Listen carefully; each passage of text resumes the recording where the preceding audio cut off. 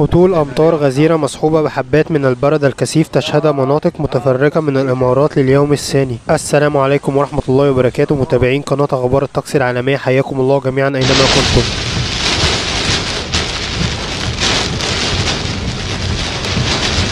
وكما تشاهدون تشهد الإمارات هطول أمطار غزيرة يصاحبها برد ورياح نشطة أدت إلى سيول جارفة على مناطق متفرقة من الدولة، حيث تشهد الدولة الآن طقس غائم جزئيا بوجه عام، وتكون السحب الركامية وتشكل الضباب على بعض المناطق الداخلية والساحلية، مع رياح خفيفة معتدلة السرعة تنشط أحيانا وخاصة مع السحب. وتتأثر البلاد بكتلة هوائية باردة رطبة مع امتداد منخفض جوي أدى إلى تشكل السحب العالية والمتوسطة. وكما ناشدت الدولة المواطنين بأخذ الحيطة والحذر أثناء القيادة على الطرقات وترك مسافة آمنة بين المركبات مع تجنب ارتياد البحر والابتعاد عن الأودية وأماكن تجمع المياه.